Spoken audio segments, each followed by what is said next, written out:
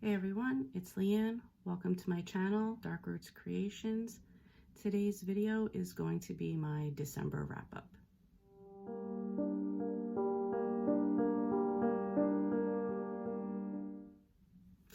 First off the bat, I'm going to apologize for my voice, and if I kind of get cranky during this video, I am getting over being sick, and yeah, that's it. So this video might not really be that edited, and you might get my whiny side. I don't know. Anyway, let's get into it. So the first book I finished for December was Fog Season by Patrice Sarath. This is number 2 in the Tales of Port St. Frey duology right now. I think there's supposed to be 3, but right now there's 2. This is, like I said, number 2. It is the continuation of Vivian and Tessera. It's, what the hell is it? Okay, so it's about 3 months, 6 months after they have restored their family's name and status. Their parents have gone off on a quest on the ocean, and they're just like, they're still trying to cover up what they did in book 1, as well as continue to eliminate any threats to their family going forward. So that's what this book is about. It didn't leave off on a cliffhanger, but it did leave off on, oh, we can definitely go off on another adventure. So if they do that, that would be great. If not, it did end off on a good note, and I gave this one 4 stars. Next up is In Peppermint Peril by Joy Avon. This is number 1 in the Tea and Read mystery series. I think I've talked about this in other videos already. This was kind of like, I think it was supposed to be like Clue, but there was a bunch of characters thrown in, and it took place at like a mansion. I thought it was all over the place. I really couldn't even tell you what happened, to be honest. Yeah, that's it. I thought it was going to be a lot better. Tea and Read kind of made me think perfect cozy mystery type of thing. It wasn't. Like I've said this, I know I've said this before, is that I think she writes a lot more mystery, a lot less cozy, which is fine, but not under the guise of a cozy mystery.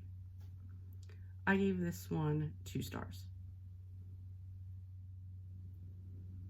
Next up is Sweet Tea and Secrets by Joy Avon. This is number 2 in the same series. This was a little bit better. This one takes place around 4th of July. Again, it was more mystery, less cozy. I think I just kind of accepted that. It was a little bit better. I gave this one, again, I really still can't even tell you what it was about, 3 stars. And let's just roll into the third one, which is In Cold Chamomile.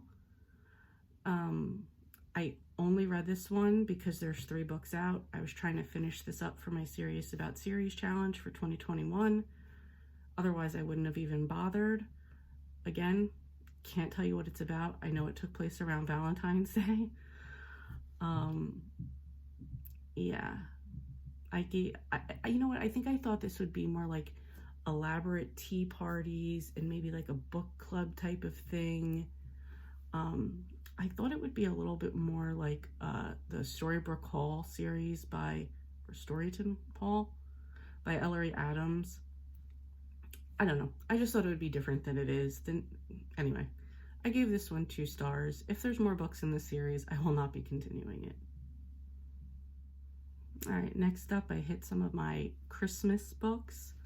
First was Dear Santa by Debbie Maycomer. This was also, for me, a buddy read on Storm Reed's channel. So a bunch of people were reading this at the same time. This is about a woman named Lindsay who returns home. She's kind of like a little down on her life, I guess. And while home, her mother encourages her to go through a box of letters that she used to write to Santa. and encourages her to do the same thing now because it seemed like whatever she wrote kind of came true. So very typical of a Debbie May Comer Christmas book especially.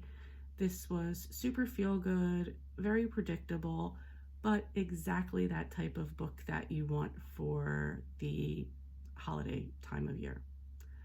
I gave this one 5 stars.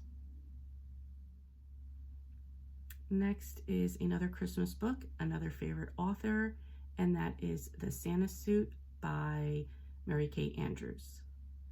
In this one, a woman named Ivy Perkins just got divorced. She moves to this small town. She buys this farmhouse, sight unseen, and she decides she's just going to start her life over.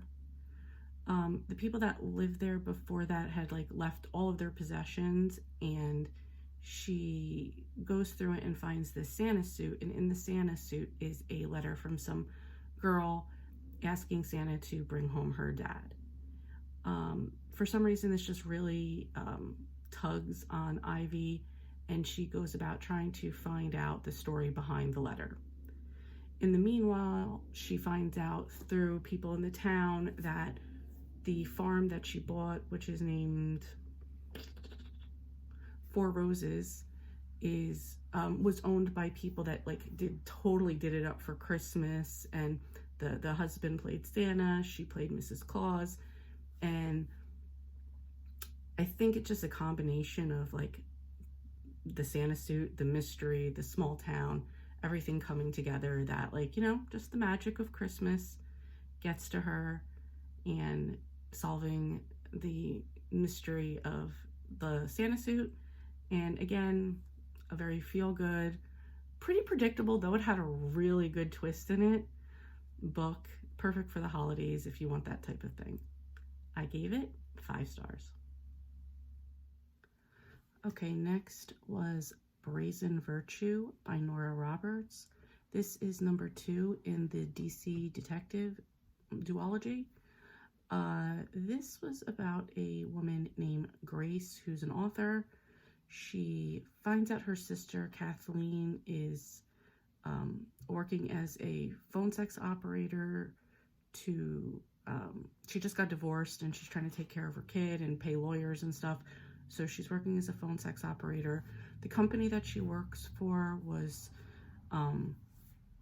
supposed to keep everything with them very anonymous with all the phone workers, and something tragic happens to her sister, and then Grace takes it upon herself to try to solve the mystery.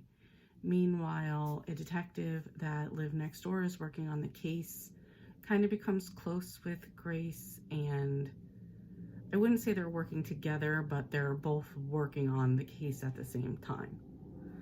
It was pretty good. I liked the first one in the series, Sacred Sins, better, but I also did recently find out that Brazen Virtue was picked up by Netflix to become either a movie or a series called Brazen. So that's supposed to be coming out, I think, pretty soon. I don't know how soon, but I know it's supposed to be coming out. So there's that. I gave this one 3 stars.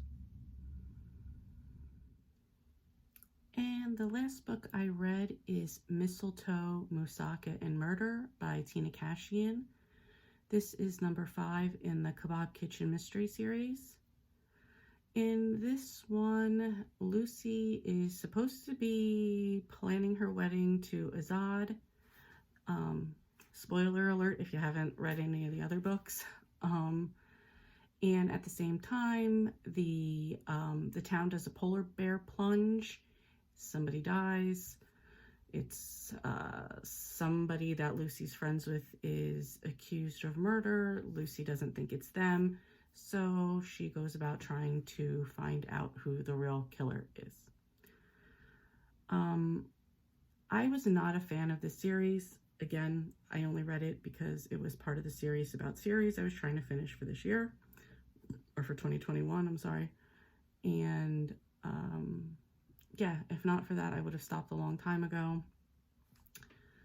It was okay. I gave this one a 3 stars. If they do continue the series, I won't be continuing on with it.